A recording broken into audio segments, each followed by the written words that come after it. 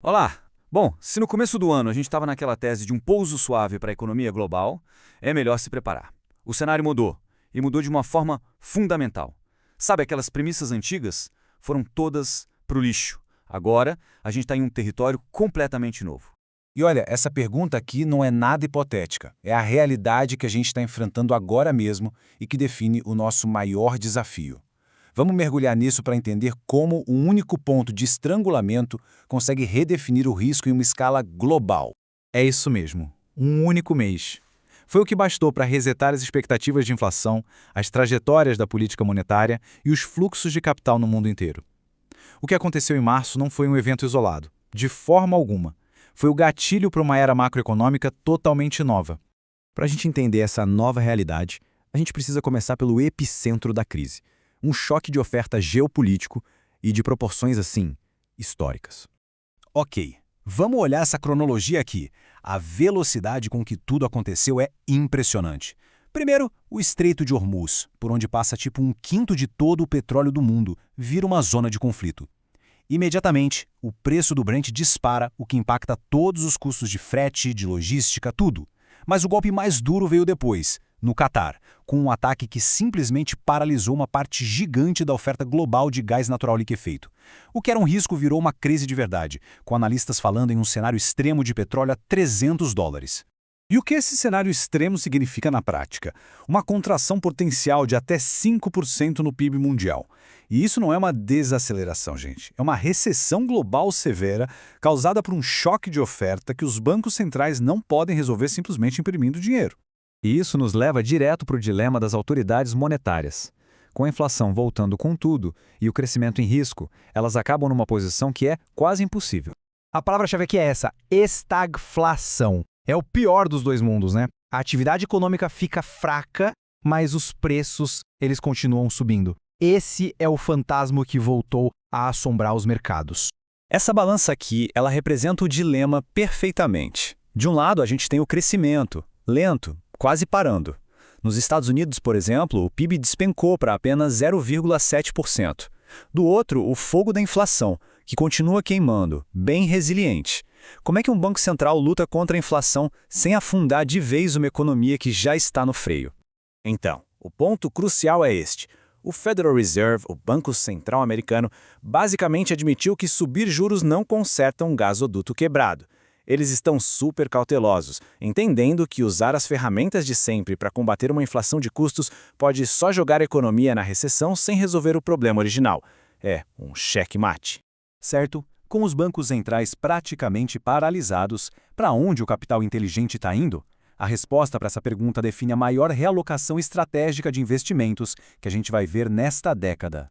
O que a gente está vendo é uma rotação massiva. O dinheiro está fugindo do que a gente chama de capital leve, sabe? Empresas de software, aplicativos, coisas que vivem na nuvem. E está correndo para o capital pesado, infraestrutura real, energia, minas, ativos que dá para a gente tocar. Esse movimento todo tem um nome, é o Halo Trade. E a lógica por trás dele é simples. Em um mundo de escassez física, o valor não está mais num código que pode ser replicado à vontade, mas sim na infraestrutura que não pode. O prêmio de valorização migrou, e parece que de forma irreversível, das telas de programação para as tubulações, para as pedreiras e para as estruturas pesadas. E aqui a gente vê exatamente onde o valor está se concentrando. Estamos falando da mineração de metais essenciais, dos data centers, que são a base física da inteligência artificial, da fabricação de chips, da energia tradicional e até mesmo de imóveis únicos. O capital está buscando o que é real, escasso e principalmente insubstituível. Ok, vamos agora trazer essa discussão toda, que é global, aqui para casa. Como é que esse cenário impacta a economia e os mercados brasileiros? Este slide aqui é o nosso painel de controle. Vejam só a projeção do IPCA, a nossa inflação. Em apenas 4 semanas, saltou de 4,10% para 4,71%. Isso é perigosamente perto do teto da meta e forçou o mercado a reprecificar a Selic para um patamar bem mais alto no fim do ano. O espaço do Banco Central para cortar juros diminuiu muito. A consequência disso tudo é uma volatilidade extrema no câmbio. O real fica nesse cabo de guerra. De um lado, o nosso juro altíssimo atrai o famoso carry trade, aquele capital especulativo que vem atrás de rendimento, e isso ajuda a segurar o dólar.